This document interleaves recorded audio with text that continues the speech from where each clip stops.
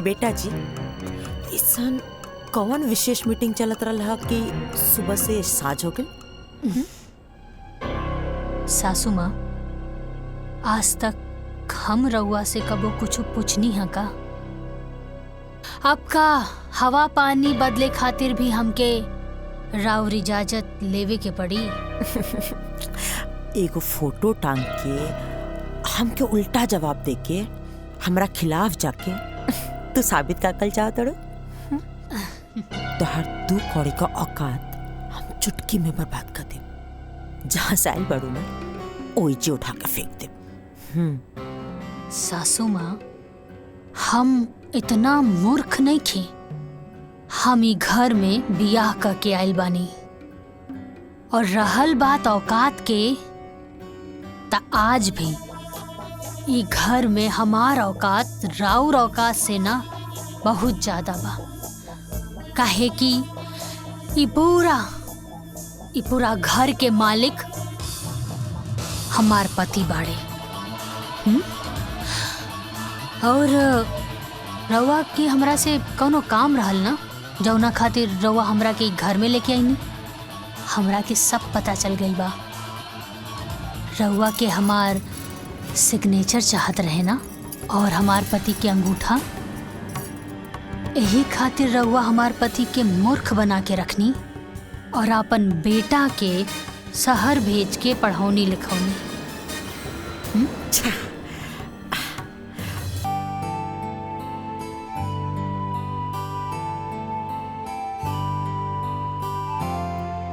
राम जी माई, तहरा भी का जरूरत रहे? केहू के भेज के हमरा के बुलवा ले रह तू? कभी कभी ना हमार ममता ई बात का अनुमति ना देवेला। वैसे भी आज हम तो से अनुमति मांगे आइल बानी।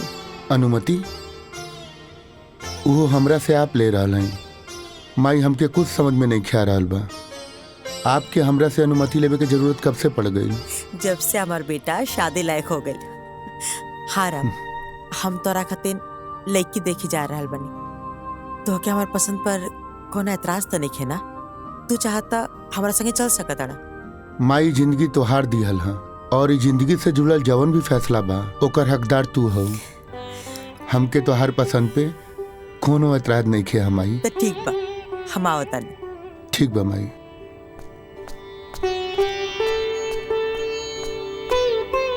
तनी बिटिया के बुला दे। बस आ ही रहल बिया बिटिया।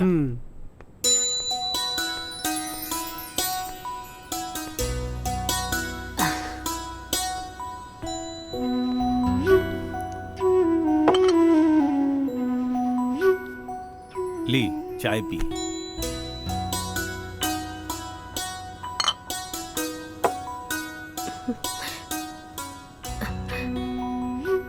दीदी, ई लोग के पास कोनो पैसा वैसा नहीं के। 2 लाख के झारखंडी कार से आइल बाड़े लोग।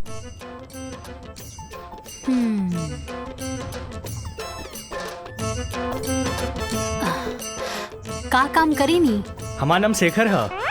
नाम ना, काम का करेनी? हमर खुद के बिजनेस बा। अच्छा अच्छा। का बिजनेस बा? मसाला के। मसाला के बिजनेस बा। आप ता रउआ टर्नओवर कितना बा?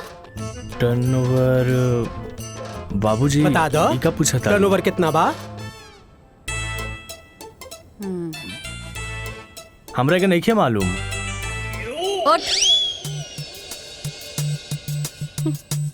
ए बुढ़ऊ, कब रखा?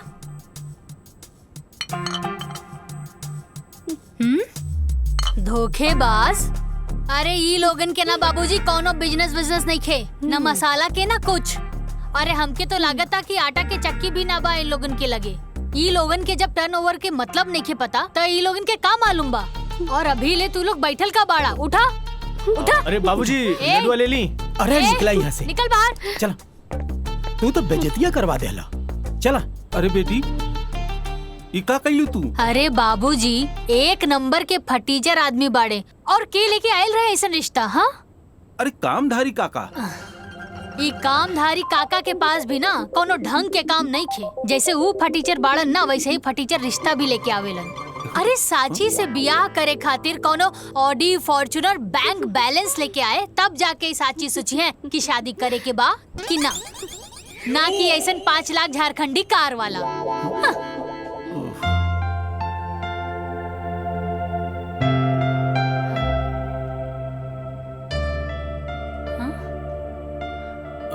प्रणाम। नमस्ते।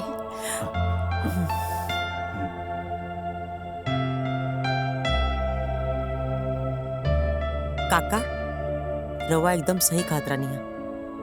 इतना एकदम हमार फोटोकॉपी पिया।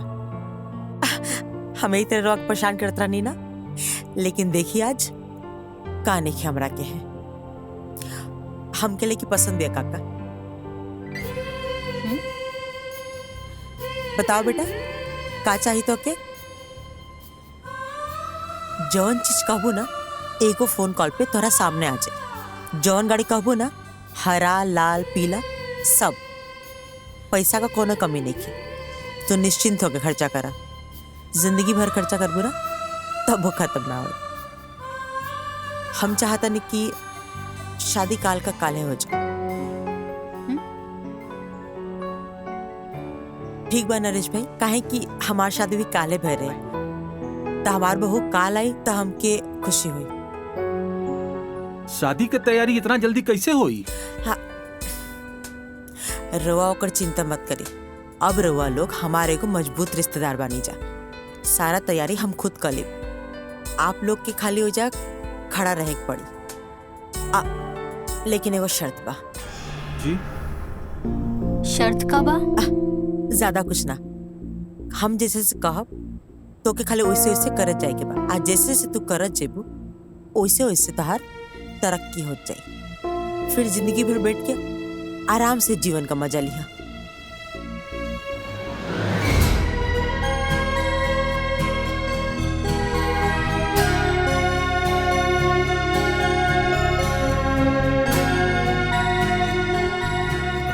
कुछ कम होता बता दे जा।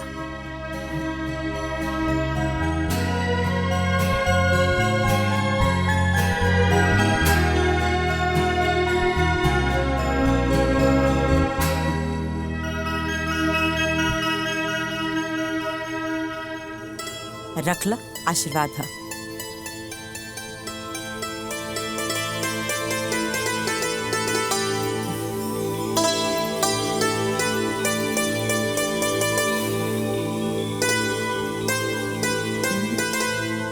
अब तो शादी तय हो गई। हाई लीजा मिठाई पूरा मोहल्ला में बंटवा दीजिए। ठीक बैठे, आज्ञा दीजिए। खुश रहा। चला।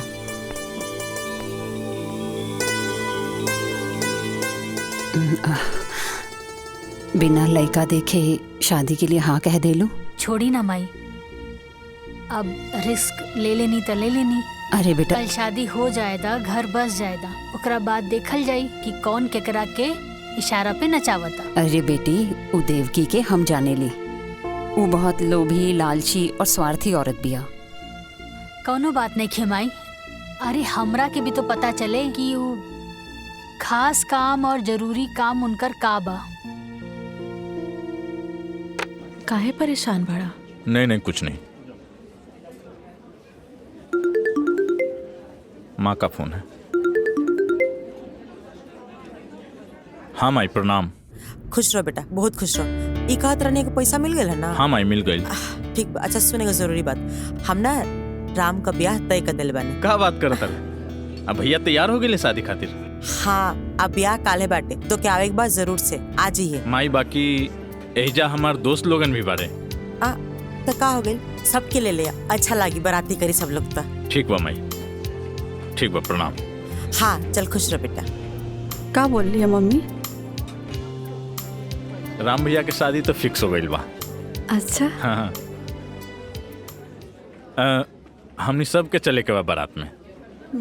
पर पापा? या तहर पापा तो ऐसे भी हमने के शादी ना होके दी है।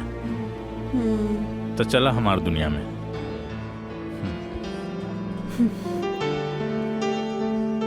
सोच ल, जाइब तो फिर आइब ना। कोनो बात नहीं खे, जे हो के हम देख ले। पक्का पक्का।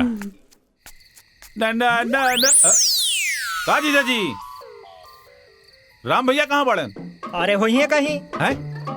तू सुनते सुनते पहुंच गए यहाँ तक हैं? राम राम छिया छिया। कुछ राम राम मतलब साफा एकदम हाया शर्म सब घोर के एकदम पी गई बड़ा। ससुराल में आके अब बिना काम के ससुराल में खाता शर्म नहीं किया आवत। तू तो बड़का पहाड़ तोड़ता ना। अरे तो हम जाके नौकर हैं, हम काम करेनी। देखत नहीं खी कि दिन भर कितना काम करता हैं? साथ में राम के दोस्तों हैं। ई कमाल शरीर है, फूल के गुब्बारा हो गई बड़ा। अरे मर्दाना शक्ति जगावा, आए एजा से औरत के लेके निकला ठंडे ठंडे। बात करो तोड़ा, देख अभी देख नाश्ता आई गर्मा गर्म। ये लेके आई, ये लेके आई। अरे हमर मेहरारू लेके आई। अच्छा। बैठा चुपचाप। ऐसन बात बा, मतलब दीदी तोरे खातिर नाश्ता बनावे गइल बाड़ी। हाँ हम देखत बानी। हाँ तो देख ली। देख ले। आ गई ले राम भैया। मटरू। हाँ बैठा बैठा। सामे से ढूंढा तानी कहाँ बड़ा तू? इनका के जरा सा समझावा। ई सब काम धाम छोड़ के इस ससुराल में पड़ल बड़े, यही जा खात बड़े, यही जा पियत बड़े, शर्म वरम सब खत्म हो गए। तू तो पहाड़ तोड़ता। काहे जिया जी के परेशान करत ताड़ा मटरू? छोड़ दी। ठीक देखा आ गई, देखा नाश्ता आ गई। खींचा तू बैठा बैठा बैठा बैठा। अभी तो कहत रहला हमार डर से खाना बनावे नाश्ता बनावे। दीदिया कहाँ कुछ कहत रहनी, कहाँ कुछ कहत रहनी। वाह भाई वाह वाह, हे भगवान हे भगवान। नाश्ता लो, नाश्ता करो। भैया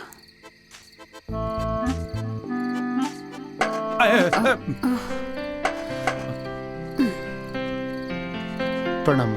खुश रह।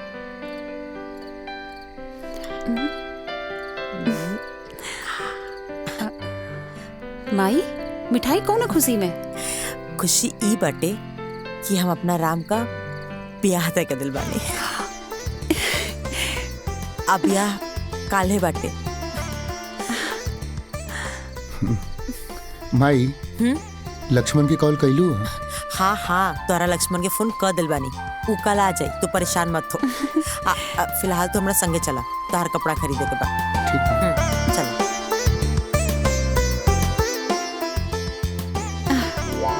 हाँ खाए में तो तेज बढ़ले बड़ा, लपेट ला। ए दीदिया इनकरा के चुप करा रहे, बिना मतलब के, न काम के न काज के। ज्यादा मत बोली, मिठाई खाई। ब्याह तय हो गई, हमरा के केहू कुछ बतैबे न कैल। कबो कबो तो संदेह होला कि हमहू ई घर के दमादे न हैं कि कुछ और हैं। बतावा, अभी कुछ कामो न कैनी है, आ कल बियाहो बा, न कपड़ा सिलवनी आ न कुछ खरीदारी करनी। समय कहाँ बा? वाह वाह वाह, जेकरा लगे ई घर में खाली समय ही समय बा, वो कहता कि हमरा लगे समय ही नहीं खे। है ना? अरे अपने ब्याह वाला कपड़ा लता पहन के चल चल जा बराती। अच्छा और का? ठीक है बा। हाँ अरे चुपचाप चली ना यहाँ से। जा जा निकल जा। धीरे बोला तो गलवा के नस फट जाए। हाँ चला निकला। अरे मिश्री मलाई खैला और कैला तन बुलंद, अब खैया शकरकंद।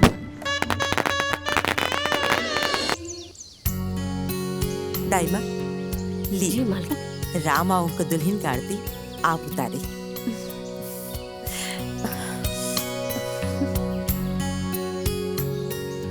घर में नया बहू के आरती एगो नौकरानी करी का? ई नौकरानी ना हमार दाई माँ बड़ी। दाई माँ मतलब नौकरानी ही होला ना? दाई माँ का करबो दुल्हन, राम इतना ना दाइमा दाइमा के उनके प्यार करना कि अच्छा छोड़ा जायदा, कौन बात नहीं। तू आवा, कलश की लात मार के भीतर आजा।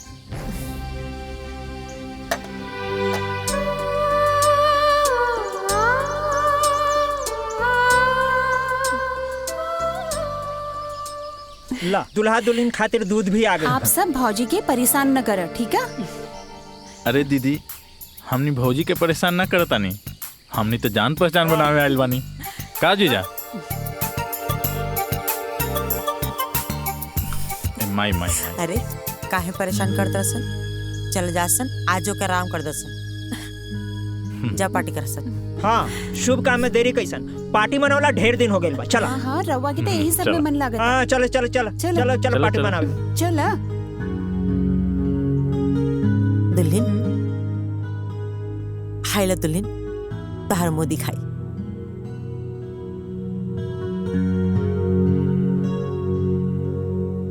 पूरा 5 लाख कहा। आज से तो के कुछ भी जरूरत हुई हमके बता दिया। तोहार पूरा ख्याल हम रखब। आज से न बहू राम का जिम्मेदारी हम तो के सब पता नहीं। राम के तो अब अपना मुट्ठी में रखिया। जाना तो ना हर औरत के अपना पति के ना अपना मुट्ठी में रखे चाहिए। कहे कि मर्द का जात था कभी भी बिगड़ सकेला। और एक दूसरी बात जबले हमार काम ना हो जाए तबले तो के राम से दूरी बना के रखे पड़ी। ठीक बा ना? आज जब तक राम तहार सारा बात न माने लागे और तू जैसन कहा उसने ना करे लागे तब तक हमार बात याद रखिए। ठीक बा ना? आज जैसे समय आई हम तो एक काम बता दे। तू बस वो छोटा सा काम कर दिया फिर तार जिंदगी आजाद हो जाए। फिर आराम से अपन जिंदगी एंजॉय करत रही। जी सासू माँ हम समझ गई नी। रउआ जैसन कहब हम वैसे नहीं करब। शाबाश। चलो ठीक बा अब तू आराम कर।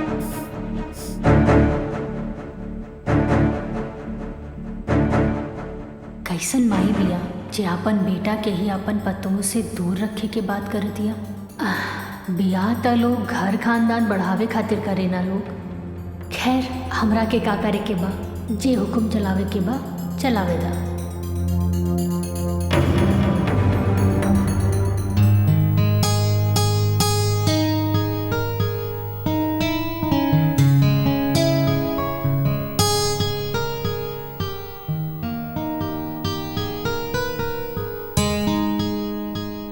माई के पसंद के माने के पड़ी।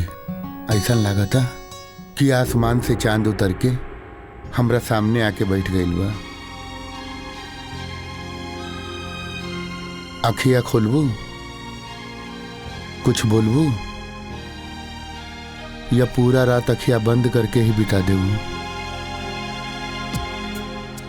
अखियाँ एक शर्त पे ही खोलब। का शर्त बा? पहले रउआ हमरा के वचन दी। ठीक बा हम वचन देता नहीं। कहा ना जी कि सब कुछ इतना जल्दी भइल कि हम एक दूसरे के ठीक से जान पहचान भी ना पाऊनी। बस हमके थोड़ा समय चाहिए ताकि हम रउआ की अच्छे से समझ सकी और एक दूसरे के जान सके। ठीक। हाँ।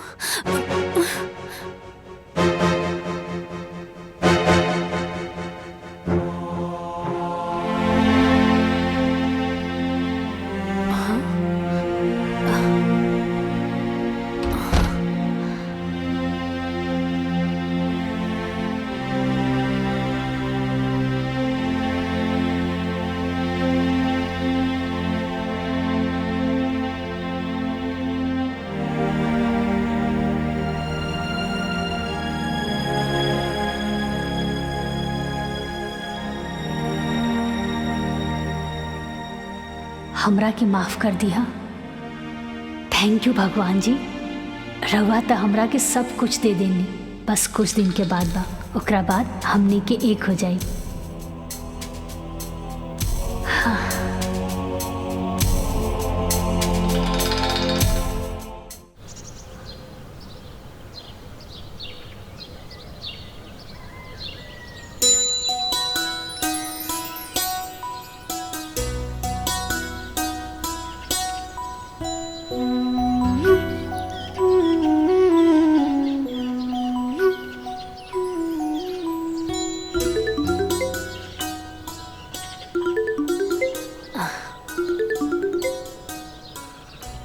माई प्रणाम। खुश रहा बेटा, बहुत दिन हो गए तोरा से बात कैले। कैसन बाड़ू माई? हम एकदम ठीक बानी बेटिया, तू बतावा।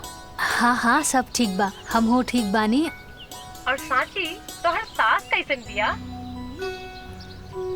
माई सासू माँ तो बड़ा रहस्यमय बड़ी, का कहेली का सोचेली वो खुदे समझेली। सुन बिटिया, हम तोरा के पहले भी बतैले रहनी, नजर रखिए ओकरा पर, बहुत खतरनाक बिया उ। अच्छा ये सब छोड़ा माई, ई बतावा कि बाबूजी कैसन बाड़े? ठीक बा बेटा। पूछत रहले कि सांची के फोन आयल कि ना। ठीक बा माई, अब हम फोन रखा तानी, बाद में बात हुई। ठीक बा? ठीक बा बेटा।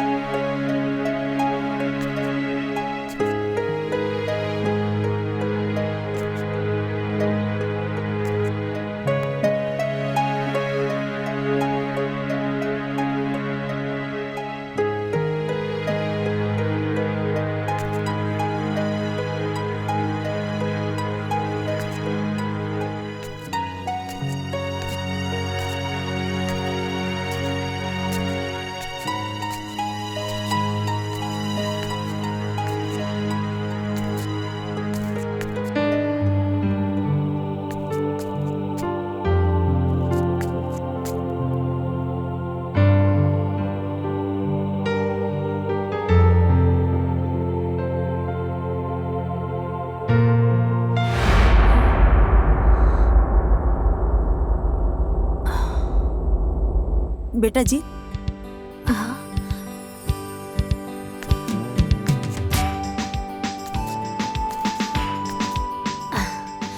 बोली ना सासू माँ। धन देख के ऊपरे ताकत रहबो का? माई बाबूजी संस्कार निखर सिखौले। सॉरी।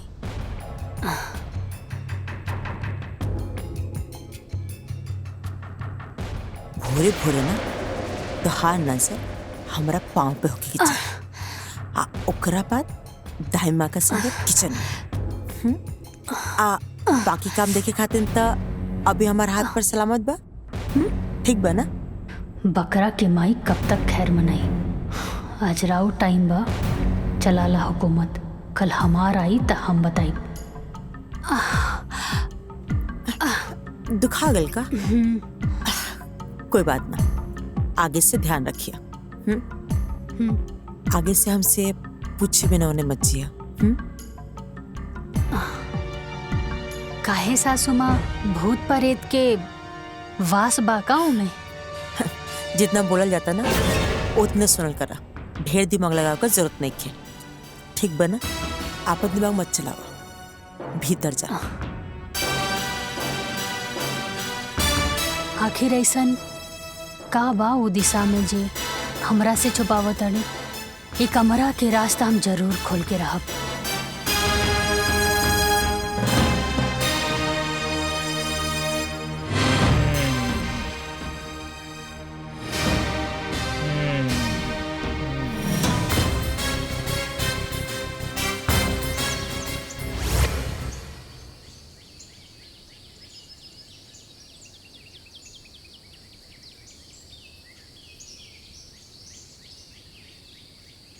भौजी तनी एक मिनट।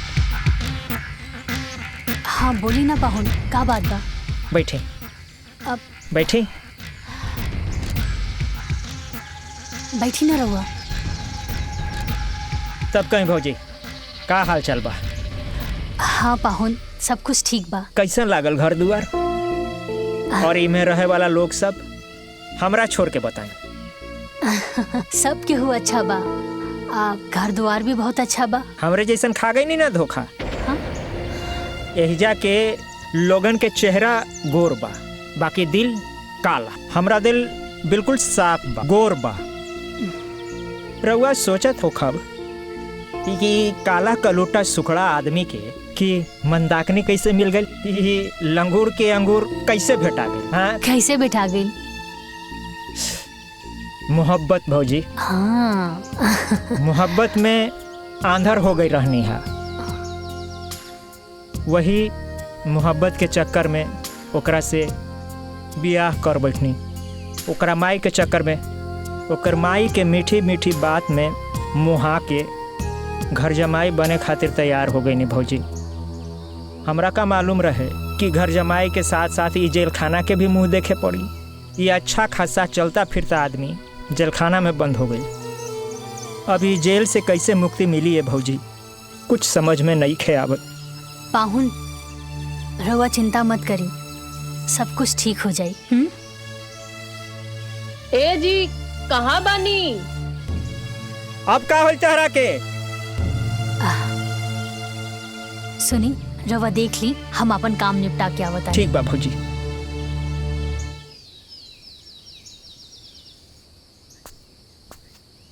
अरे प्रिया, अभी तक तू तैयार ना भइलू? चल फटाफट तैयार हो जा, जौकी लोग भी तैयार हो गए हैं, छोड़ दी है तेरा। चला, ताकि तू फिर वहाँ आके हमारा इस्तेमाल कर सका। एक बात कान खोल के सुन ले लक्ष्मण, तहार झांसा में बहुत आ गई। अब यहाँ से हम कहीं न जाए, हम घरे जाए के सारा रास्ता बंद हो चुकल बा। प्रिया, हम तहरा से कहले बानी हम माई से बात करब, तू काहे इतना टेंशन लेता रो?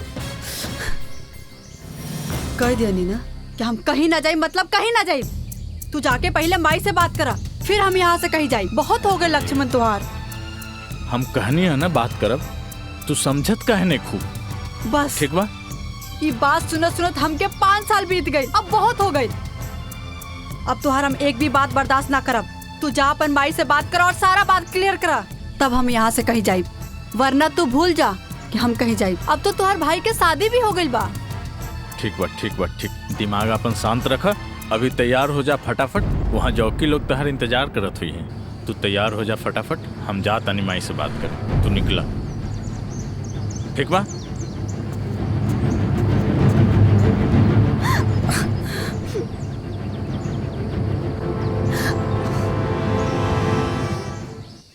ई मटरुआ त दिन पर दिन लापरवाह भइल जाता। अभी ले खाना लेवे ना आइल। राम के खाई में देरी होता।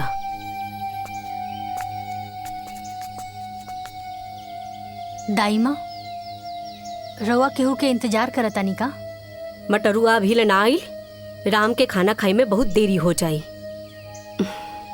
अरे दादी, हम ले जाके टिफिन दे देतानी। लाई।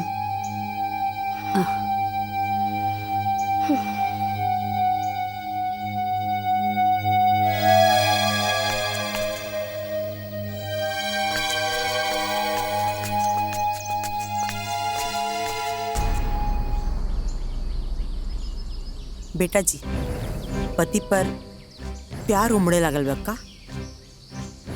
सासू माँ, रवे तो कहले रानी ना कि अपना पति के मुट्ठी में करे के बा।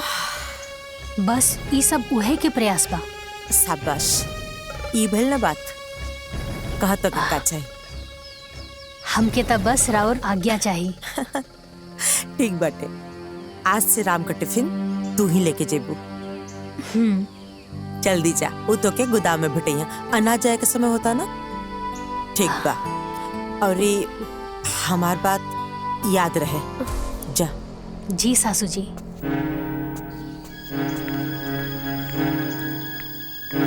एक बार बस हमार सासू माँ जी के काम खत्म हो जाए, ओकरा बाद हमके हमार पति से मिले खातिर केहू ना रोक सकेला।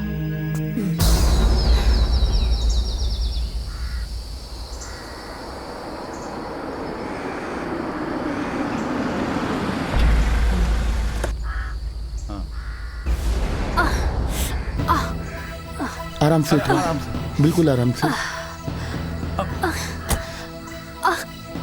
रुका। हम डॉक्टर के बुलावतानी। चलिए।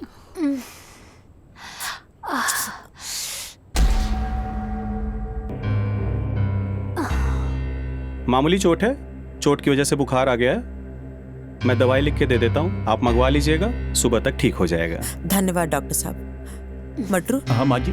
ये डॉक्टर साहब दवाई लिख के देता ना, जाके ले ले यहाँ। और डॉक्टर साहब के भी बाहर तक छोड़ दा। ठीक बा। ए जीजा, साथे चलो। तू रहेला तो हमरा थोड़ा ठीक लगी। हम कहे जाई? हम कहीं रात के बहरा आई जाए ले ना। ये कुल तहरा वजह से भइल बा। तू जा। हमरा वजह से? सरऊ, तू समय पे टिफिन लेवे आ जाता तो ये आज भौजी के संगे ये ना होखी। हाँ जा। तोरा भाई मटरू चुप, जाके चुपचाप दवाई लेके आओ। और आप सब भी यही जब भीड़ के लगा कोनो जरूरत नहीं के, जाके अपन अपन काम करी जा। जाई जाइए। चलिए डॉक्टर साहब, चला चले। दुल्हन तू आराम करा, कोनो चीज का जरूरत हुई तो दाई माँ के आवाज दे दिया। जी सासू माँ। ठीक बा माई।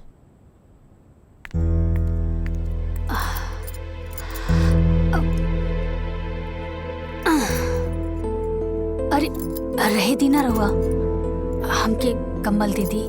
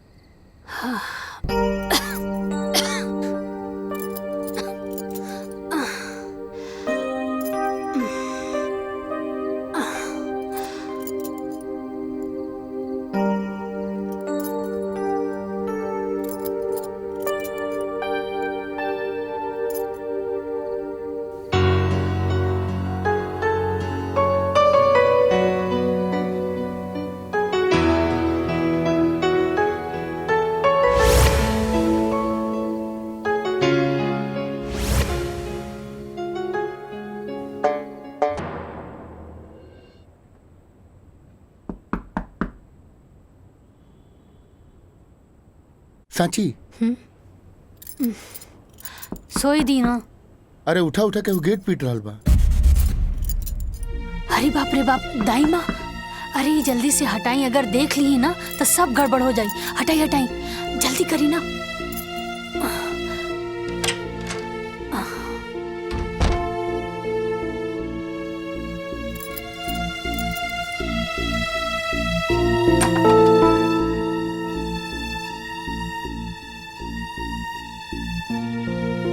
अभी ले तू लोग सुतल बाड़ा जा, ली चाय पी ली। दाई माँ,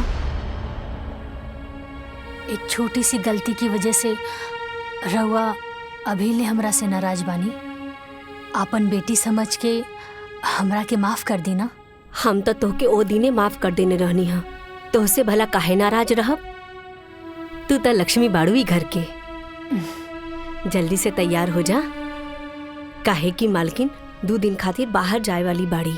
अच्छा ठीक, बहुत काम बा, हम जाता नहीं। हाँ।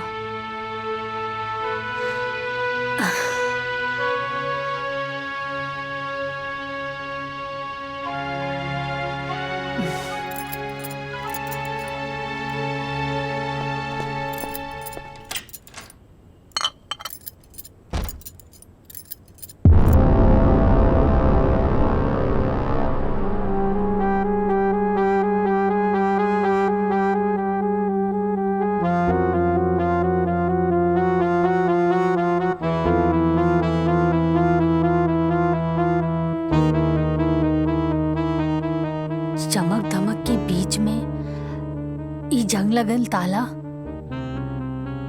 कहीं कमरा में कोनो राज तो दफन नहीं खे।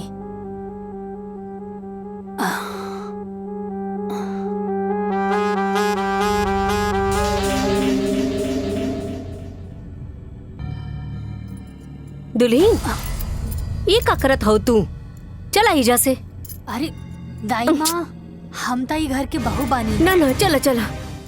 अरे दाई माँ सुनी, वो कुछ ना कही।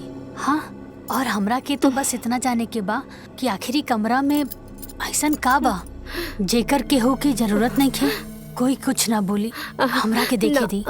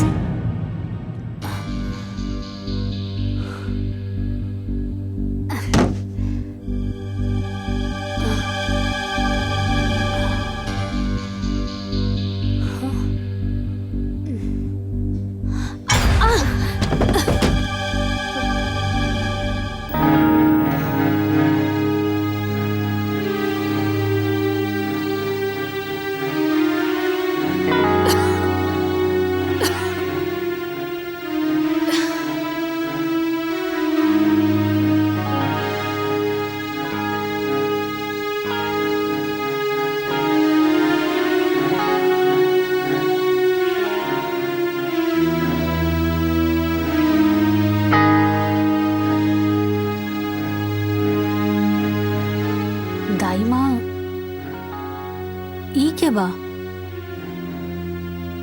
ई मालिक के तस्वीर बा दुल्हीन।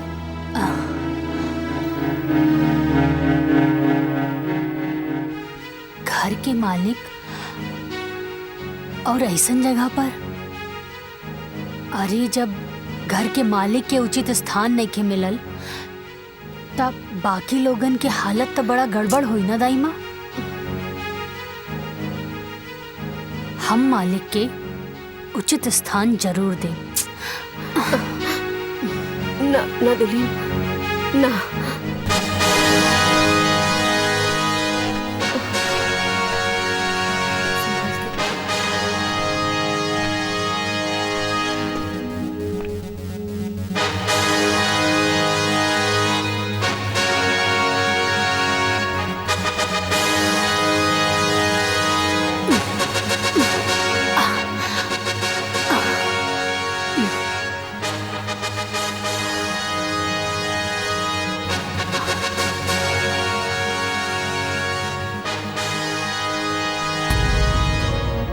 दाई माँ, अब देख ला, घर के मालिक के उनका उचित स्थान मिल गई। एक काम करी, ये पेंटिंग के हटवा दी यहाँ से, ठीक है? ठीक बा दुल्हीन।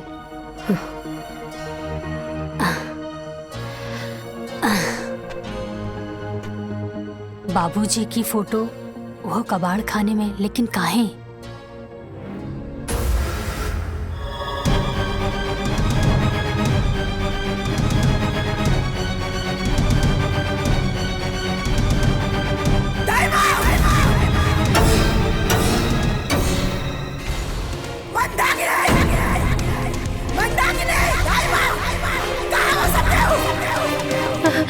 हाँ मलकिन।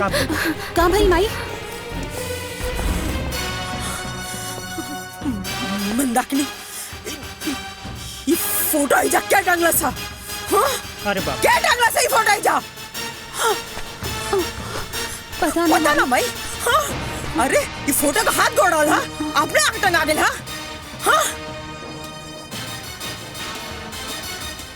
ठाकुर साहब के फोटो ता हम ही लगौनी है। पर इतना हिम्मत? हाँ? केकरा के लगा? अपना हद से ऊपर उठेगा ना, कोशिश मत कर, ना तो ऐसे पर कतरब कि तू दोबारा उड़े लायक ना बच भी। समझ में आ गई?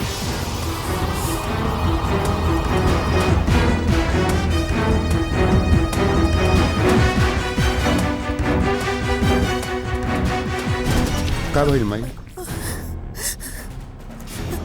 कुछ ना बेटा, वो साची ना तार बाबूजी का फोटो लगोले बारी।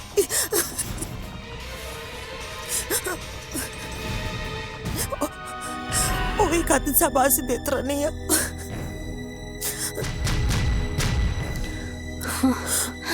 चुप हो जा माई, मत रो माई। माई हाँ वो के कैसे समझाई कि आज ले उनकर फोटो इजा काहे ना लगौन। अरे हमके तो यकीन ना होला क्यों नहीं कौन।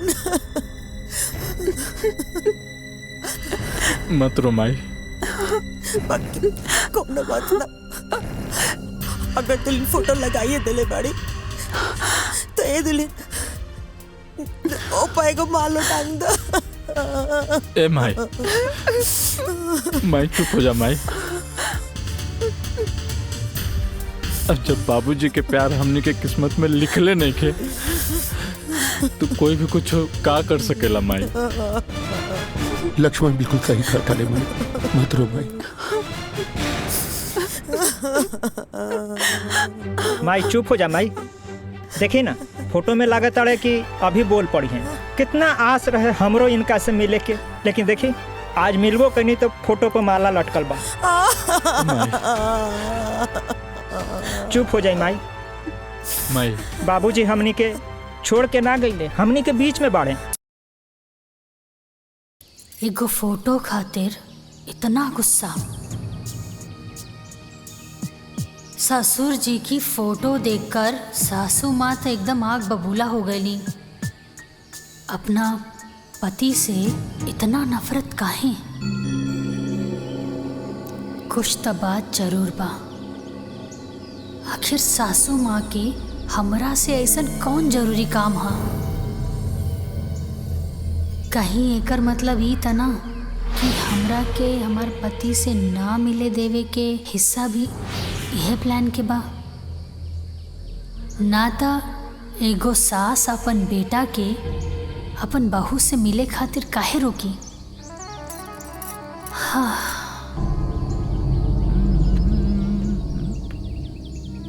भाभी भाभी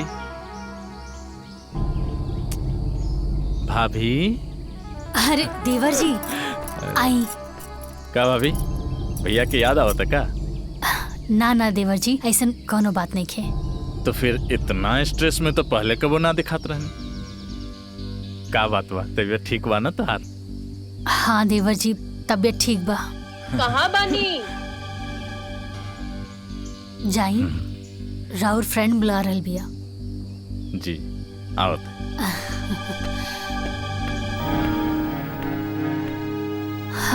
आखिर केकरा से पूछी जे हमरा के सच बतावे? दाई माँ। हाँ दुल्हन, एक कप चाय मिली का?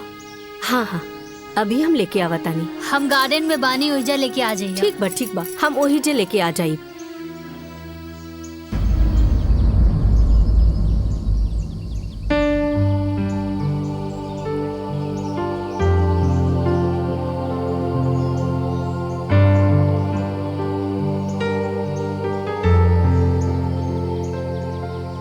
दुल्हन। हाँ हाय चाइला। लाई दाई माँ।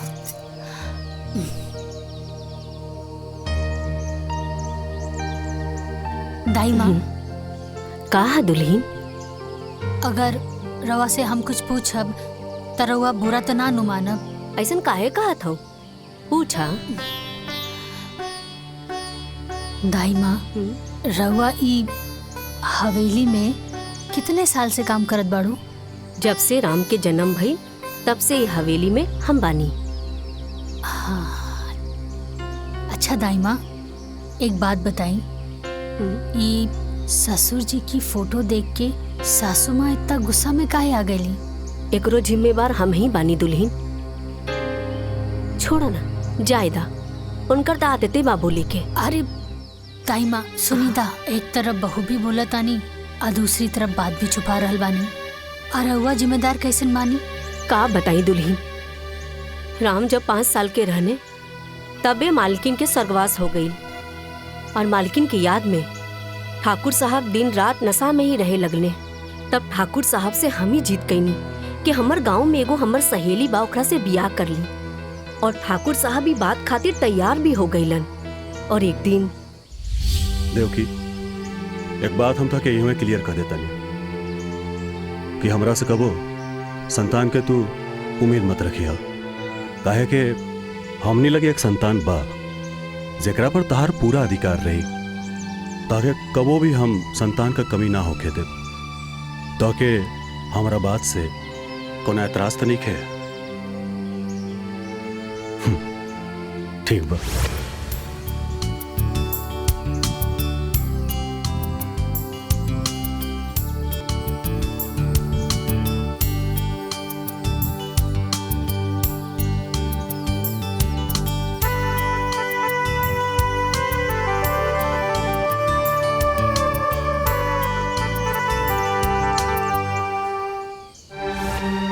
फिर का भैल? ठाकुर साहब जी के साथ का भैल? ठाकुर साहब के तो बड़ा दुख भरल कहानी बा दुल्हन। फिर देवकी के जीत के आगे ठाकुर साहब हार गईले।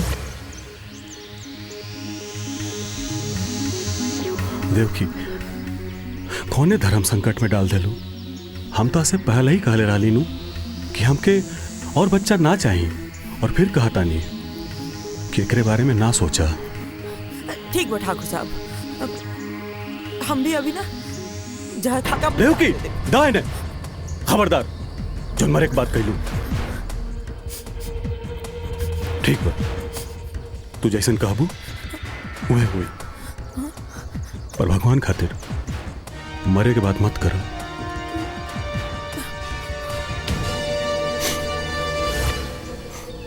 और कुछ महीना बाद देवकी अपना कोख से 2 बच्चन के जन्म दिहली, एगो लइका और एगो लइकी। अपना बच्चा के मुंह के देख राम के प्रति रवैया बदल गई। ठाकुर साहब भी देख के बहुत दुखी भइले और हमरा से एक ही बात कहले कि गीता, हम ई बियाह कइके बहुत बड़ा गलती कर देनी, लेकिन कोनो बात ना बा, हम ई गलती के अपना जीते जी सुधारब और एक दिन वकील के बुला लेने।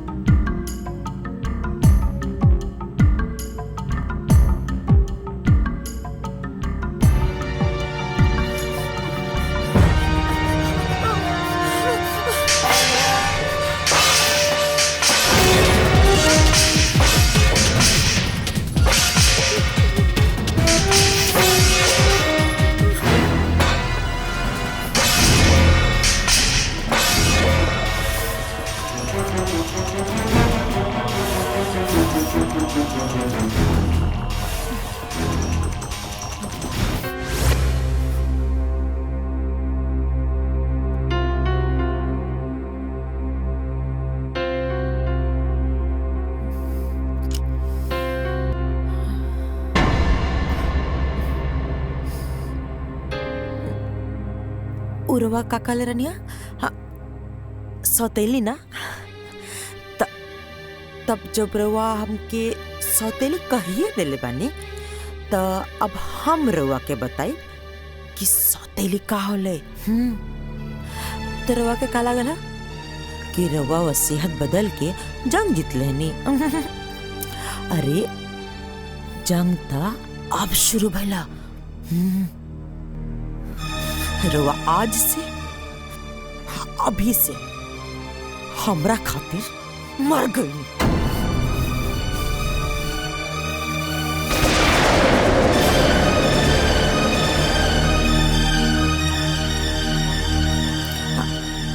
रवा के का लागल ई जो एक्सीडेंट भइला उ इत्तेफाक रहला। आहा वो हम करवले रनिया।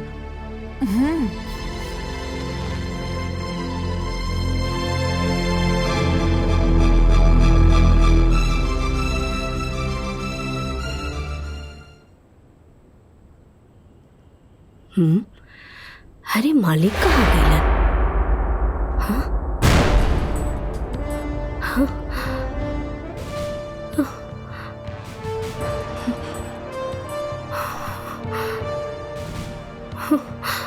हाँ?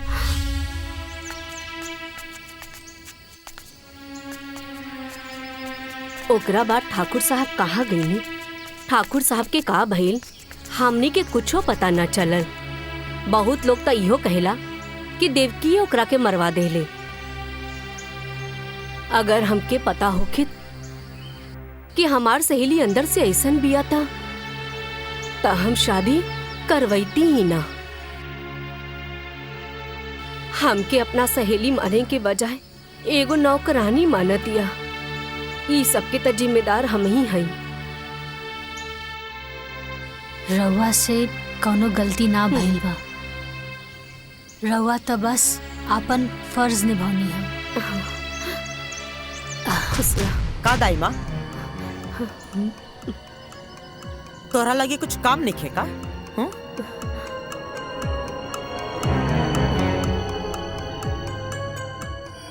ए लड़की तू रुक।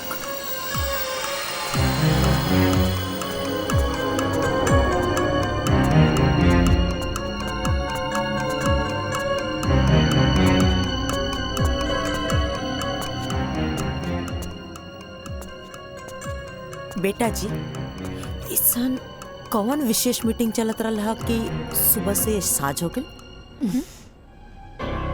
सासू माँ, आज तक हम रउआ से कबो कुछ पूछनी है का?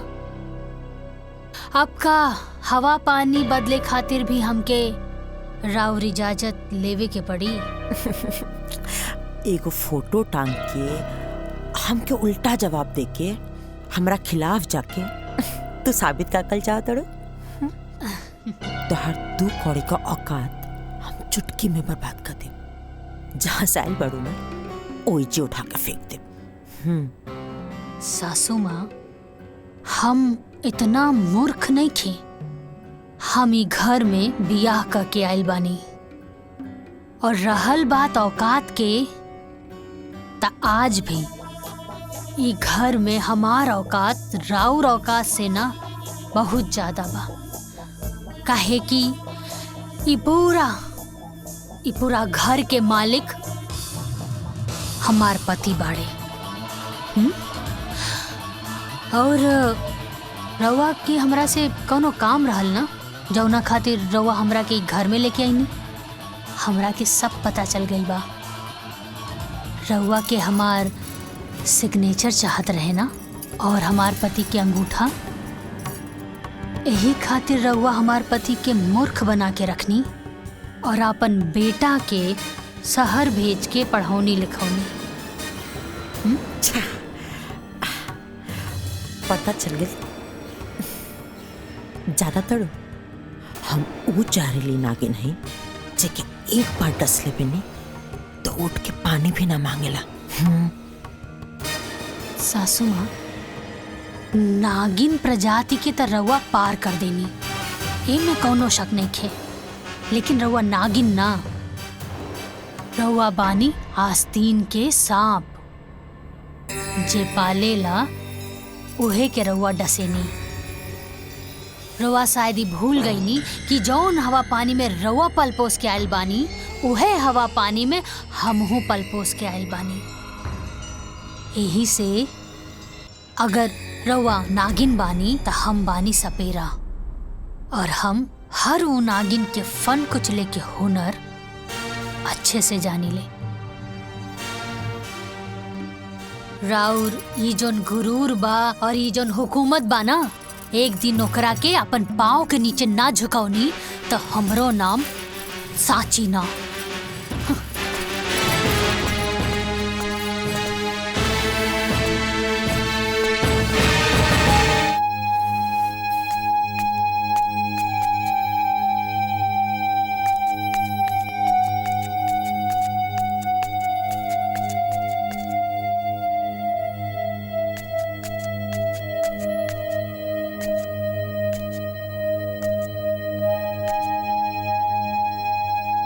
भौजी, सुनी ना, 1 मिनट सुनी ना।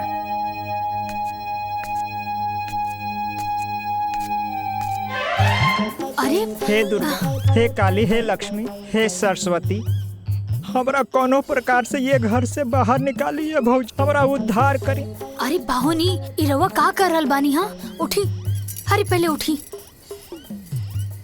उठ गई नहीं, हम रउआ के बात मान गई नहीं, बाकी रउओ के हमारे को बात माने के हुई। बीए पास, पढ़ल लिखल है, अपन पैर पर खड़ा होखल चाहता नहीं, बिजनेस करल चाहत बानी, लेकिन वो हमार सास हमार राह में कुंडली मार के बैठल बाड़ी। भौजी कुछ उपाय करी। देखी, हम रउआ के हिम्मत के देखले बानी, वो शेर बिया तो रउआ 1.25 शेर है। कोनो प्रकार से हमरा ये घर से बाहर निकाली है भौजी। You are iron lady. भौजी की जय। अच्छा सुनी बाहुन, हम जल्दी रउआ खातिर कुछ करब, लेकिन अभी हमरा के जाए दी, कुछ जरूरी काम बा, समझी? जी जी जी ठीक बा ना? जी भौजी, जाइन जाइन, लेकिन जल्दी ये कोशिश करब ये भौजी। लेकिन का भाई बात नहीं करे के हमके। अरे लेकिन कुछ बताइबू कि का एक भाई? बार कहा तेले की बात नहीं करे के, तो नहीं करेंगे। तो के एक ही बात बार बार बताए पड़ी, समझ में नहीं क्या हम का कहते नहीं। जा तू यहाँ से। अरे का हमार बात सुना, काहे इतना गुस्सा पर? लक्ष्मण, ई घर में अला कितना दिन हो गए? तू का के लेके आयल हमरा के कि भैया के शादी होते ही तू माई से बात कर लेबा? अब तो भैया के शादी भी इतना दिन हो गए। तू का चाहता रहा तोहर घर में हम दोस्त बन के रही? तार जब मन करला तू मस्ती करे आ जाला। अरे इतनी बात माई से बात करला हमारे शादी के लिए, और तो के माई से बात करे में इतना काहे डर लगा था? तू ना बात कर सकेला तो बोला हम बात करी माँ जी से। तू हमार बात सुना, तू इतना हड़बड़ात काहे बारू? सही वक्त आते ही हम माई से बात करब। बहुत हो गल तोहार। ये बात सुनत सुनत हमके 5 साल बीत गई। अब तू जा यहाँ से, हमके नहीं क्या बात करके, तू जा यहाँ से। सुना, अरे वाह, ये तो कमाल हो गई। देवर बाबू शहर से डिग्री ना बीवी लेके आयल बाड़े, और ये खबर से घर वाले बेखबर बा। हरी तो ब्रेकिंग न्यूज मिल गई साची। आई सासू माँ, बता बतानी। मलकिन, नाश्ता में इतना देर? हाँ, लेके आ बतानी। यहाँ कोई नाटक मत करिए, पीछे पीछे लड़ियाल चला तारू। यही जे बैठी ना, यही जे बैठी।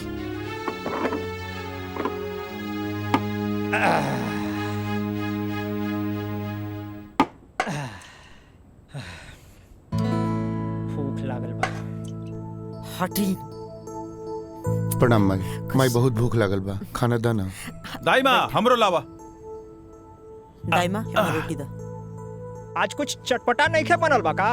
आए का मेहमान जी, कुछ खुशखबरी आवे वाला बा का? जौन चटर पटर खाए के मन करता। सारा तहरा से मुँहे लगावल बेकार बा। हाँ ठीक कहला।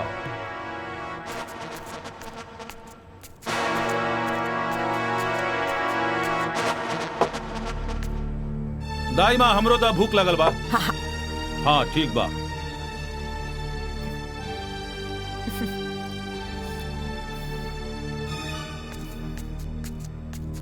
रवा उठी, ऊपर बैठ के खाना खाई। पर हम तो बचपन से ऐसा ही खाता रहल बानी। अरे 10 साल पहले तो शादीशुदा भी ना रहनी ना। माई के राज में रवा नीचे बैठ के खाना खावत रहनी है, अब बीवी के राज में रवा ऊपर बैठ के खाना खाई। आई ठीक बा, जा जा।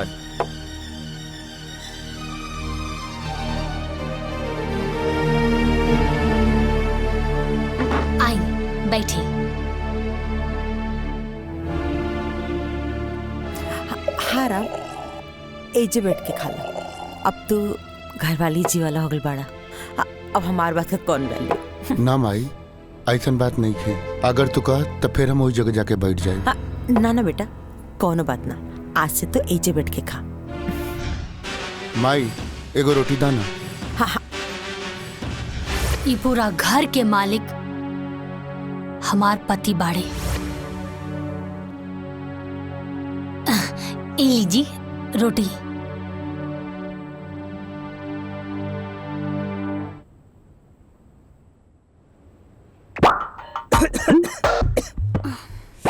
कितना तीखा भाई सब्जी।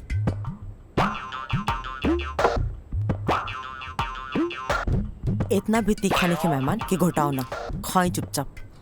तोहरा से चुपचाप ना बैठल जाला का? चुपचाप खाई ना। ए दीदिया, अरे इनका उड़द तीर पकड़े के आदत पड़ गई बा।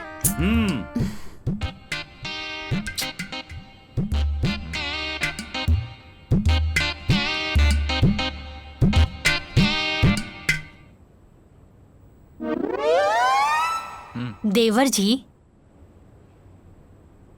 प्रिया राउर सिर्फ फ्रेंड ही बिया या फ्रेंड से कुछ ऊपर? अरे हमार कहे के मतलब है कि फ्रेंड ही बिया तब तो ठीक बा, काहे से कि अब राउर उम्र भी हो गल बा बिया करे खातिर। ता हमनी के गांव में लड़की ढूंढल जाए का, काहे से कि हमार गांव में ना बहुत सुंदर सुंदर लड़की बिया। का सासू माँ? बहू तो के लक्ष्मण का चिंता करेगा कोनो जरूरत नहीं है, अभी होकर माई जिंदा भी है। हम आप सबसे कुछ कहल चाहता नहीं। हम और लक्ष्मण 3-4 साल से लिविंग रिलेशन में बानी जा, तो आपके कोई और लड़की ढूंढने की जरूरत नहीं है। हाँ माई, प्रिया सही कह रहल बिया।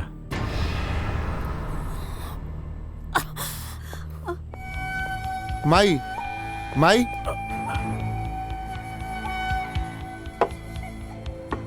लक्ष्मण लक्ष्मण जा जाके माई से तू माफी मांगा। भैया तू हो चला ना। ना हम न जाए, तू जाके माफी मांगा। ठीक।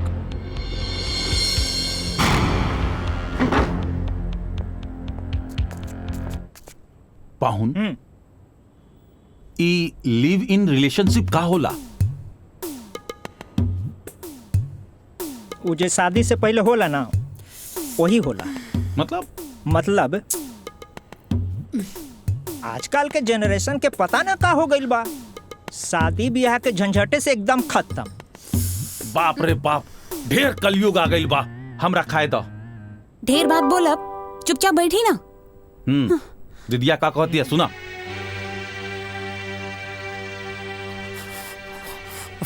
पानी सर से ऊपर जाए लागल बटे, अब जल्दी कुछ ना कुछ करे के पड़ी।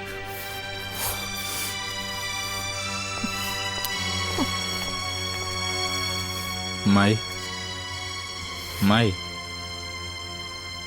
ए माई, नाराज बारी का? नाराज काहे होई? हमार शौक, हमार अरमान, हमार गुरूर का गला घोट के पूछे तड़ा कि माई नाराज बाड़ी। अरे 3 साल से ये बात हमसे छुपा के रख ली। आज जब बतावे का बेरी आई हा, जाके दूसरा से बोल ले हा, तो उन्हें का ठान के रख ले बड़ा संग कि हमार अरमान पर पानी फेर कर बस। माई हम रोज हिम्मत करके तरह से कहे के चाहत रहनी, बाकी मुंह तक बतवे ना आवत रहे। माई हमके माफ कर दे माई। माई तहार दिल तनिको दुखावे के हमार मन न रहे। माँ जी हम लोग के माफ कर दी। अब तू देखत जा सच्ची, तो से ई घर का झाड़ू पोछा अगर ना करोनी ना, तो हमरो नाम देवकी ठकुराई नहीं।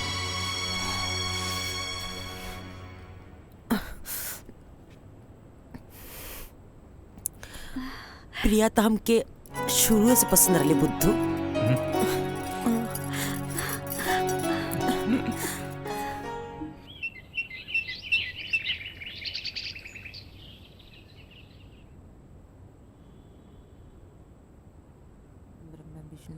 महादेव गंगे काशी विश्वनाथ गंगे हर महादेव गंगे काशी विश्वनाथ गंगे हर महादेव गंगे काशी विश्वनाथ गंगे हर महादेव गंगे काशी विश्वनाथ गंगे हर महादेव गंगे काशी विश्वनाथ। दाइमा जी मालकिन। पूजा का थाली पूरा घर में दिखा दे।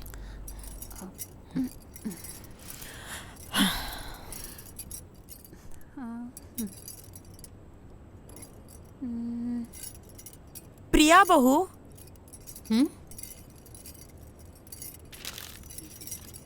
ए हमार बहू। हाँ माँ जी। बहू आवत नहीं निक लगा था ना।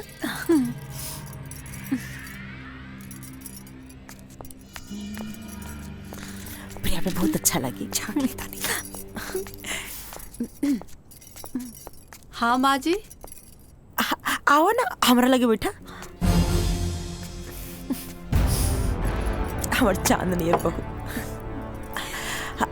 अब देखो प्रिया, तू हमके पहले तो कुछ ना बतौलू, तो हमके ढंग से स्वागत करे के भी मौका ना मिलल।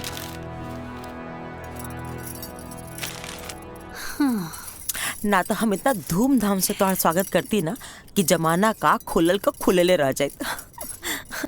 बाकी कौन बात ना, अभी भी देर नहीं भइल।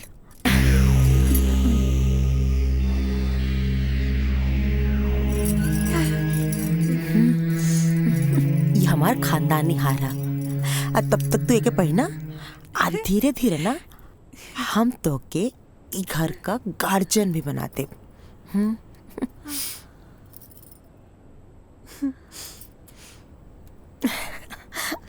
प्रणाम भाई। खुश रख। लक्ष्मण। हाँ माई। प्रिया का मम्मी पापा जी के ना संदेशा भेज दो कि हम लोग से रिश्ता का बात कर चाहते नहीं। माई हम तरह से बोले के भूल गई नहीं। प्रिया के माई बाबूजी हमेशा खातिर छोड़ के चल गई ने।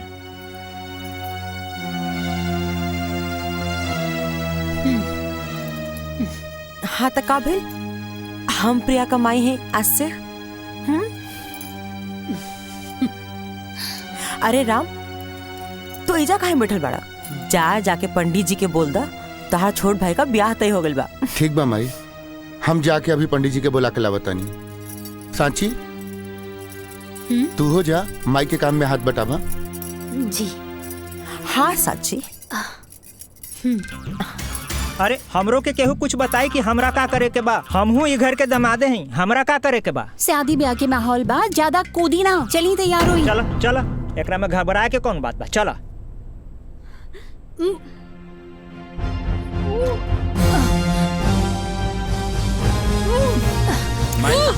मैं असली भाभी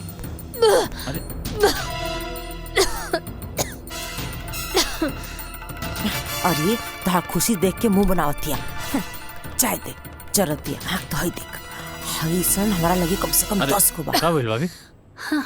भाभी ठीक तो बानी ना?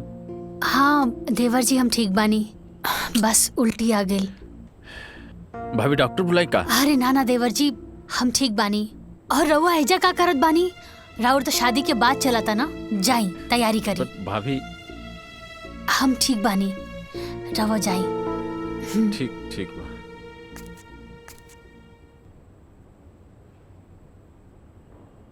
हाँ।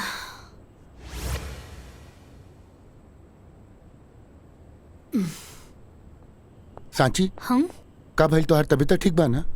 हाँ हम ठीक बानी। लक्ष्मण बतावत रहे कि तोरा उल्टी भइल रहे नीचे। खुशखबरी बा। हम तोहार तबीयत के बात करत तानी और तू खुशखबरी के बात करत तानी। रउआ पापा बने वाला बानी का? साचो? हाँ। कबले हम पापा बन जाए? हम जाके माँ के बता क्या बता? अरे बैठी था। अरे अभी बहुत टाइम बा। और सासू माँ के हम समय देख के बता दे, काहे से अभी घर में शादी ब्याह के माहौल बना। बधाई हो पापा जी।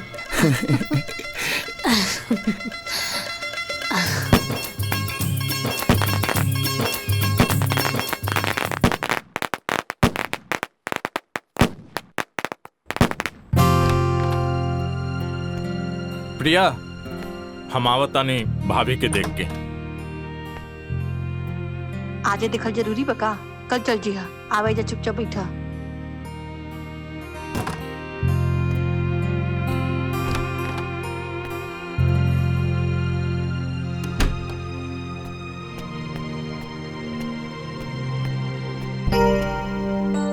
का भइल भाभी? ठीक तो बानी ना रहुआ? तबीयत ज्यादा खराब हो गई बा लगता। भाभी कहीं तो हम डंडार हेल्थ में कॉल करके डॉक्टर से अपॉइंटमेंट ले ली। अरे नाना देवर जी हम एकदम ठीक बानी और ये सब करे के कोनो जरूरत नहीं खे। और रउआ एजा का कर रहल बानी? जाई, प्रिया इंतजार करत हुई।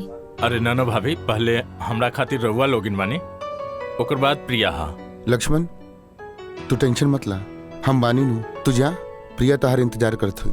अब देखिए जा जा जा, रउआ सब लोगिन ठीक बोला बा। तानी, बाकी मन न करता यहाँ से जाए के। जाई देवर जी, इंतजार करत हुई।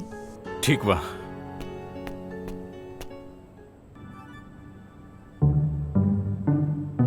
एक बात बताई, सच में हम बड़ा किस्मत वाला बानी जी, हमके ऐसन देवर जी मिलल बड़े। हाय तोहार मुंह दिखाई। बहुत अच्छा बा, बहुत यूनिक बा। लक्ष्मण कहाँ बा प्रिया?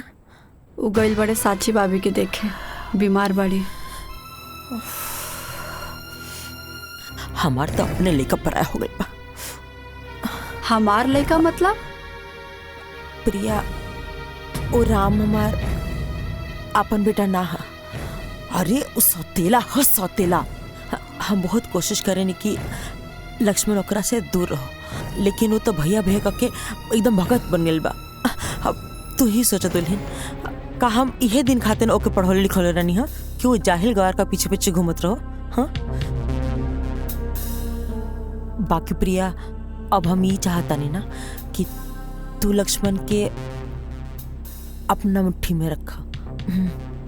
हाँ कोशिश करिए कि लक्ष्मण जितना हो सको वो नौकरन से दूर रहो। हाँ हाँ ठीक बटे, तो अपन ध्यान रखिए, ठीक बा? आराम करा।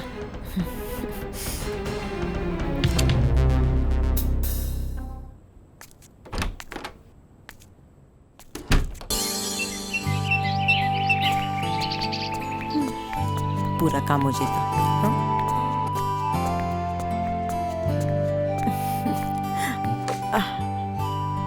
प्रणाम माई। तू भी बैठ जा बेटा।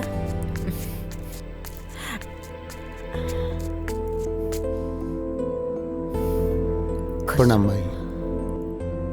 प्रणाम भाई। दामाद जी सुबह से दिखत ना रनिया, कहीं व्यस्त रनिया का? थोड़ा काम रहे, इनकरे साथे तो रहनी। जीजा जी हमरे साथे रहले हम आई। काम सही चलता ना? हम आई ठीक चलता।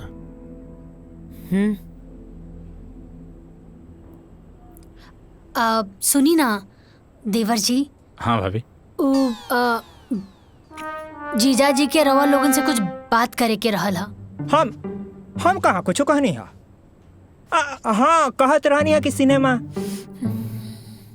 जीजा जी रवा तो कोनो बिजनेस की बात करत रहनी है ना? हाँ याद पड़। हम चाहत रहनी है कि हम बिजनेस शुरू करल चाहत रहनी है।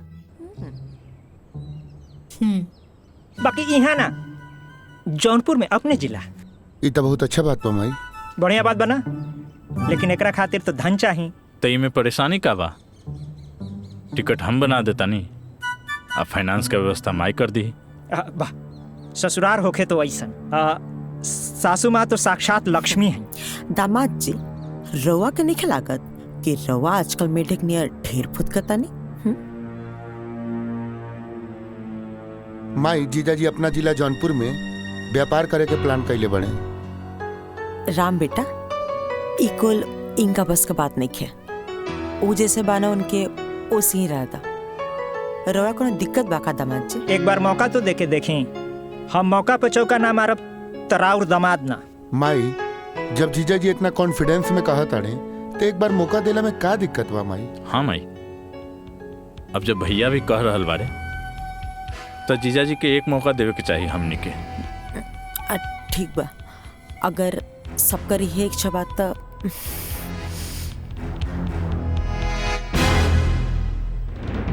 जिया जी हमरा टिकट बना देता नहीं। ला खाली हम अकेले थोड़े जाए। अब बिजनेस बा तो नया नया बिजनेस शुरू करब तो हिसाब बखरा खातिर कोई तो चाहे न। साथ में मंदाकिनी जी हैं तो काम आसान हो जाए। अरे हाँ जीजा जी तो एकदम ठीक तक कह रहल बाड़े। अब देखी ना सासू माँ ससुर जी के गैला के बाद ये पूरा हवेली के खानदान के बिजनेस अकेले संभरले बानी। कुल हिसाब किताब अम्मा जी अकेले देखत बानी और हमनी के भी देखी हमनी कैसे पूरा अपन ससुराल के जिम्मेदारी उठावत बानी। अब अगर मंदाकिनी जीजा जी के साथ में जई हैं तो उनके बिजनेस में बढ़ोतरी होई ना। का अम्मा जी सही कहा तानी ना? तो ठीक बा जिया जी, हम दोनों जना के टिकट बना देता नहीं। हाँ देवर जी कर दी।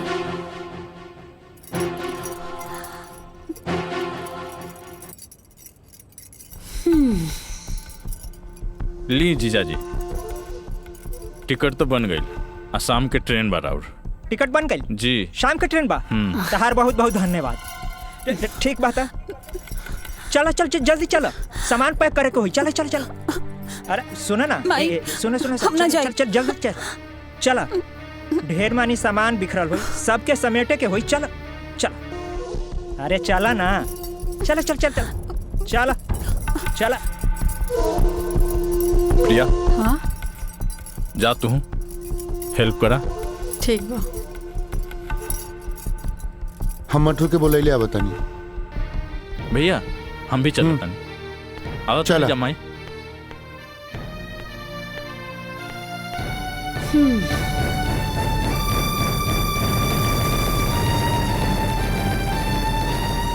तो के कर खामियाजा भुगते पड़े लड़की। भोगी तो अब रहुआ सासू माँ, और देखत रही कैसे एक एक करके सब के होके रहुआ से दूर कर दे।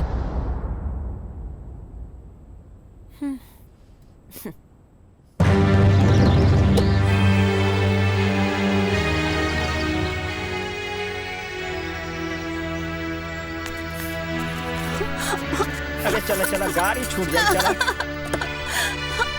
चला बैठो बैठो बैठो प्रणाम चलो माई चला तनी ठीक बात है चला तनी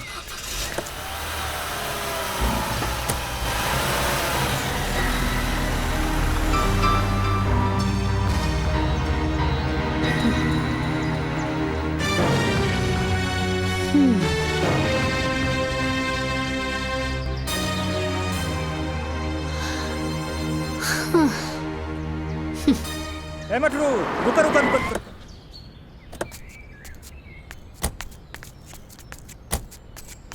ए जीजा जी का भाई झाड़ा लग गई का?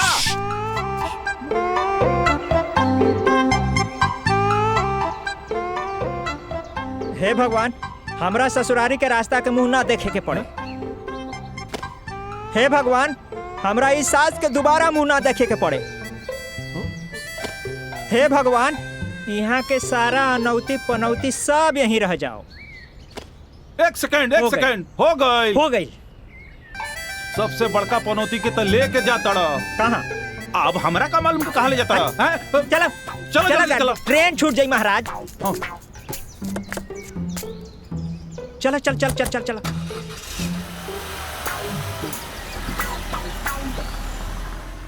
दाई माँ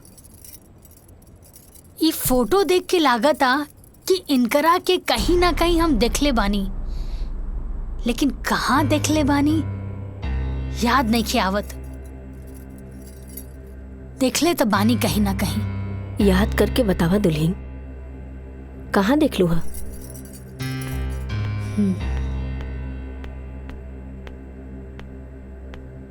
दाई माँ एक कप कॉफी मिली का? हाँ अभी अभी लावता नहीं। ठीक बा।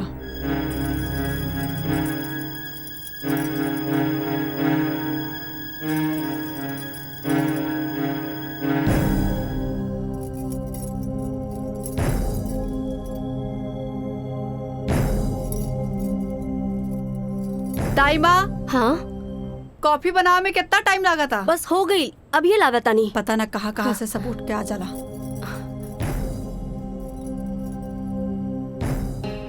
इला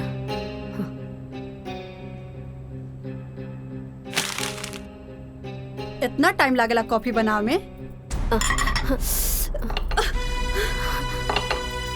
यू बास्टर्ड जाहिल गवार, तनको सेंस नहीं के का? दुल्हन वो गलती से गिर गई। प्रिया तमीज नहीं के का कि अपने से बड़ से कैसन बात कल जाला? अरे कम से कम दाई माँ की उम्र के तो लिहाज रखा। लिहाज आप करी काहे कि आपके नौकरानी और मालिक के बीच के फर्क नहीं के पता। अरे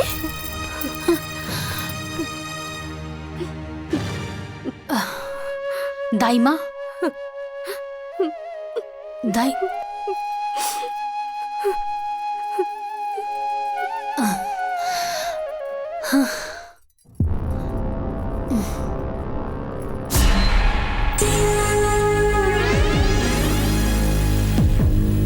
अच्छा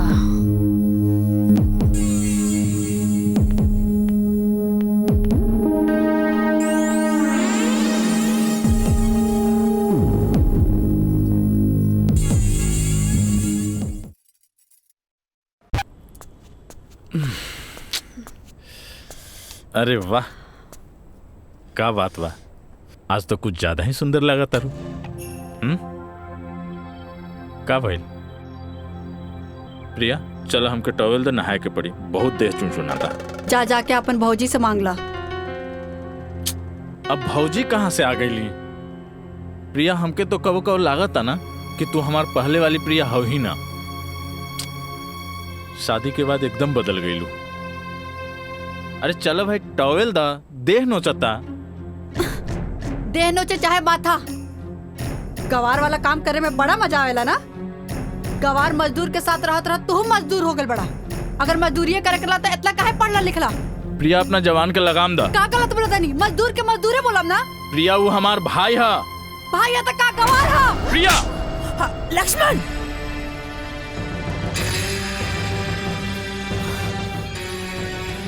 तोर हिम्मत कैसे भइला हमार बहू पर हाथ उठावे के? मायू हमार राम भैया के कहतिया कि गंवार है। और का गलत कहलस है? अरे पढ़ल लिखल पड़े तो मालिक का काम करू। माई लेकिन वो तो भैया के शोभा देता ना।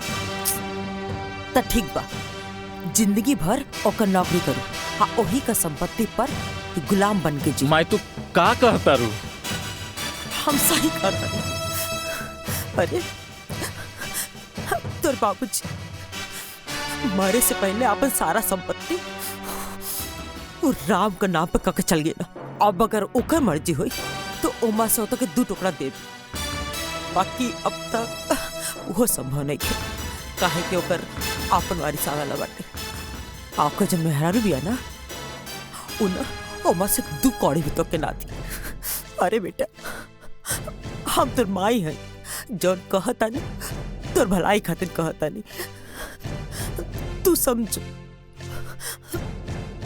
माई हमके कुछ समझ नहीं के आवत। माई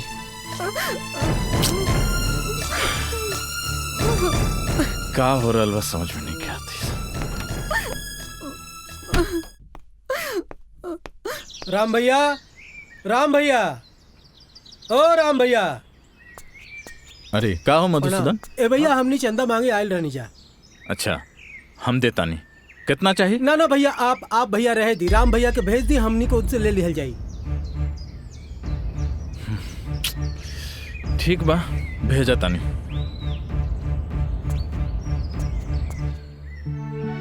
देखा राम भैया आ गए।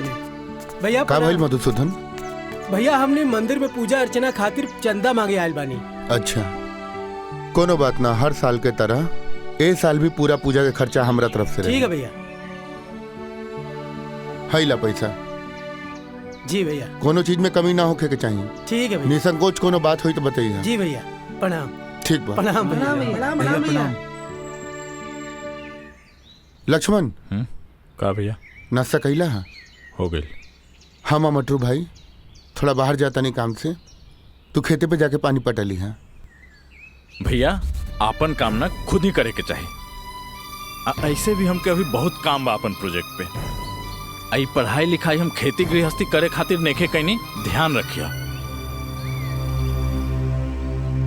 आदमी अधिक पढ़ला लिखला के बाद थोड़ा सा डिस्टर्ब हो जाला का?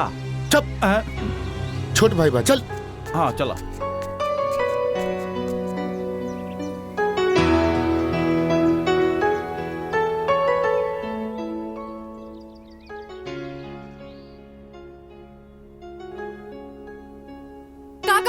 मजदूर के मजदूर बोलम ना। जिंदगी भर ओकर नौकरी करू, हाँ वही का संपत्ति पर गुलाम बन के जी। हम सही अरे तोर बाबू मरे से पहले अपन सारा संपत्ति और राम का नाम पे कहाँ चल गया। अब अगर ओकर मर्जी हो तो ओमा से होता है 2 टुकड़ा दे। और खाली फोने में बात करता बका मैं मिले के मन ना करला। तार भैया का जन्मदिन भी आवे वाला बाटे, हो सके तो समय निकाल के आ जाइए। अगर मजदूरी करला तो इतना काहे पढ़ला लिखला।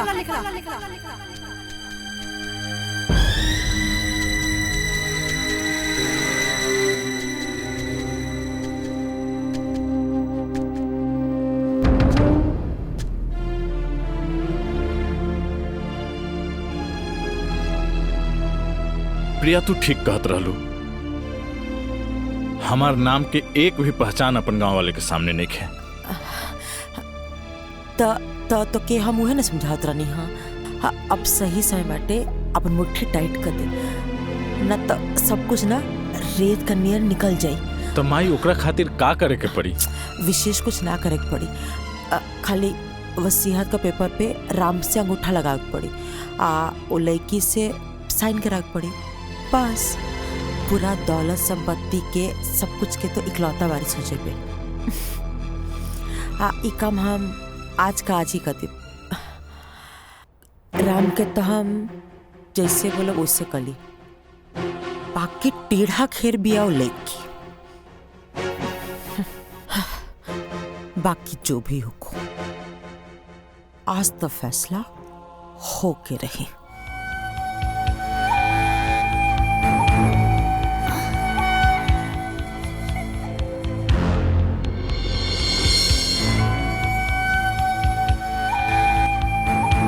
देवर जी,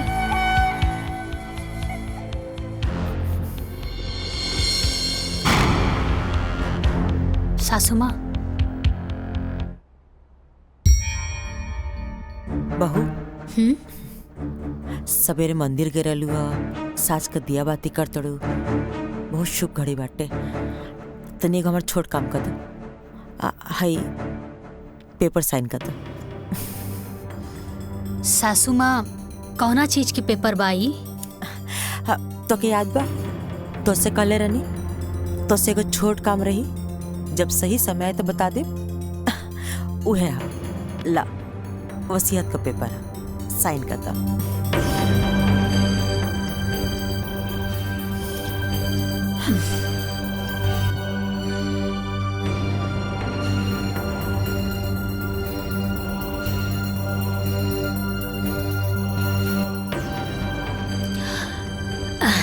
ब्रह्मा विष्णु महेश भी कही है ना सासू माँ, तब वो जाकर हम पेपर पे साइन ना करब।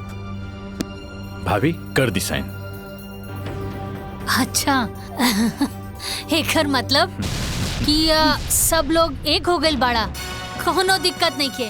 रउआ सब लोग मिल के भी ना हमरा सामने कुछ नहीं के। और सासू माँ, जब रउआ हमरा से हारे लगनी तापन पतो और बेटा से मदद लेवे लगनी, अरे रउआ के कुछ ता शर्म करे के चाहत रहे।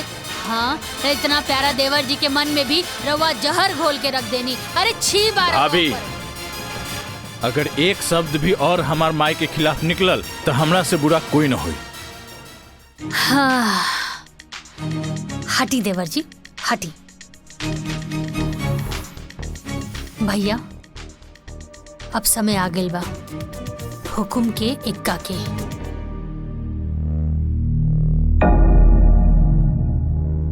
सासू माँ, तू डाल डाल त हम पात पात।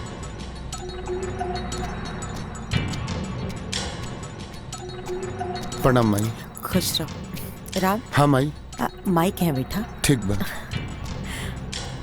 कैसन रहा दिन? सब अच्छा रहे माई। बिजली ना रहे तो सिंचाई ना हो पाएगा। कल हम करवा दे। कोनो बात ना। राम जी माई। तुझसे कुछ मांगब तो अपना माई की देबा? माई सब तो तोरे बा, का चाही तारा के? आज तक तू हमरा से कुछो नहीं के मंगलू। कुछ चाही नहीं, बस ये पेपर पर तारा अंगूठा चाहिए।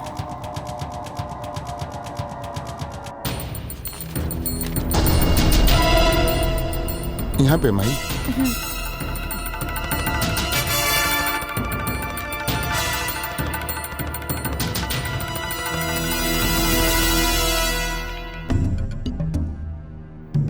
बस बस कहत रहे बेटा कि अगर साची के बोल के भी साइन करवा दे तो अच्छा रहे।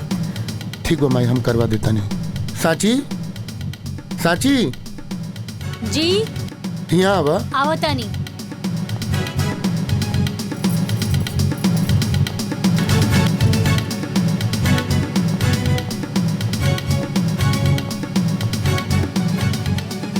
का भाई जी? साची है पेपर पर साइन कर दा। रउआ क देनी का? हाँ, हम अंगूठा लगा देनी है। रउआ भी ना इतना सीधा बानी। ए लेकी, हमरा के ज्यादा टाइम नहीं है, चुपचाप जल्दी से साइन कर। सासू माँ, रउआ गलत जगह प्रयास करतानी। हम कहनी ना कि हम ई पेपर पे साइन नइखे करब और कबो ना करब। साची जिद मत करा, साइन कर दा। रउआ के पता भी बा कि का बा? अरे वसीयत के पेपर बाई। ए लेकी, ते चुपचाप साइन कर बिक्की। हाजे तोर सुहाग के मिटा के रखती। अगर रउआ के मारे के बाना तो हमरा के मारी। तो के मार का करब? तो क्या तोर बच्चा के ते घर में नौकर बना के रख। माई ई तू का कहा ताड़ू? उहे जौन तू सुनत बोल। चुपचाप अपन मेहरारू का कि साइन करो पेपर पर। साची साइन कर देना। माई के काहे गुस्सा देवा बता। बाजी देखत का बनी गोली चला दी। ना माई गोली चलावे के बात ना भाई देखो सौतेला भाई पे इतना बोझ है काहे दिखाओ दिन बाजी गोली चला दी। सौतेला तहार दिमाग खराब हो गेल बा। ये सब का बोला तारू? प्रिया सही कह दिया। ई राम तो हर सौतेला भाई हो। बाजी गोली चलाई। ना माई ना माई लक्ष्मण माई ना माई ए जी माई का करू? ए जी का हो गए? अरे दाइमा अरे तारा के मत कैसे भाई पर हाथ उठावे। दाइमा माई का भइल? एक मिनट माफ कर दे भाई। ये बच्चा भाई करा के नहीं के पता भाई का कहले बा। अरे 9 महीना माई कोख में रख के अपना खून के दूध बना के पिया बेली तब बेटा दुनिया देखे के लायक बनेला। ए माई ई का कर देलू माई। अरे एक बार हमरा बोल के तो देख तू। तोरा के सब बत्ती चाहत रहे ना, हम अपन जान निकाल के तोरा कदमों में डाल दे। भैया भैया भैया बेटा राम भैया आखिरकार तू हमरे बेटा के मार देले। माई ए खातिर ब्याह के लाइन लड़ी तारा। माई का कर देलू माई। कोने जन्म का बदला ले तारू तू हमसे। लेके चले अस्पताल लेके चले लेके चले राम जल्दी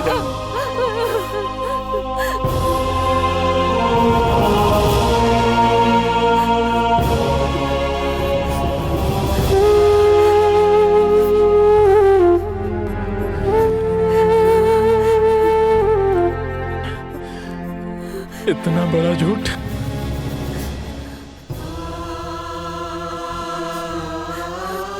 हमके तो तू कहले रहलू हमार बाबूजी ना मारे।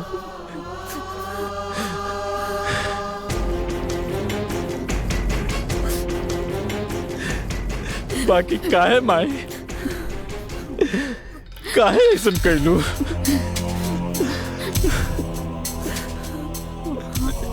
ना ना चाहिए हमके धन संपत्ति घर दुआर।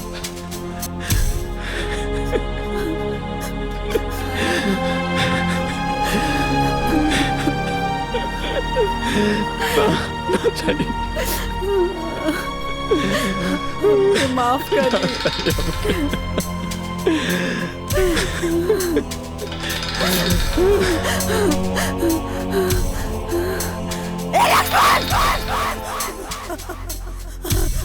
लक्ष्मण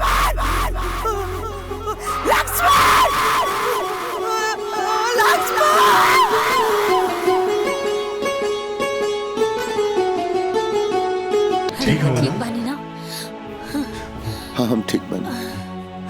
आराम भाव होश आ गए। लक्ष्मण हाँ भैया कैसन बाड़ा तू? हम ठीक बानी भैया। रउआ ठीक हो जाई सब ठीक हो जाई। हम ठीक बानी तुम मत रो भाई।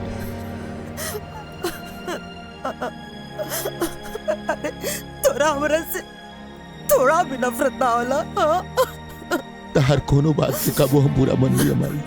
मत रो माई मत रो माई। तू माफी मत मांग माई। अगर हमरा से कोनो गलती भइल बा तो हमरा के माफ कर। हम ठीक बानी माई। माई मत रो ना माई मत रो।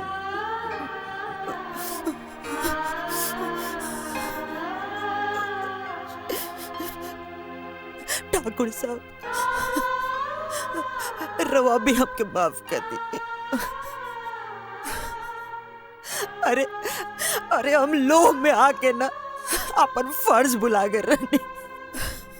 हमार परिवार हमके लौटा दी। हमार परिवार हमके लौटा दी ठाकुर साहब।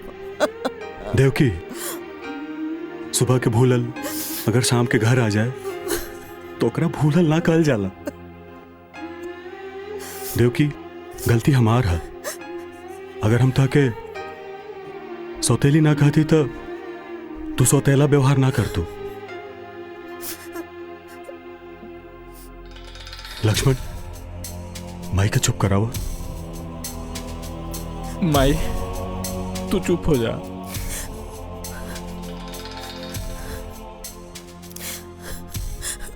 बहू, हम सबसे बड़ तो हार गुनाहगार बनी। अरे तू तो हमारा घर का लक्ष्मी रहलू, लेकिन हम तोरा संगे कितना गलत कही, कितना गलत।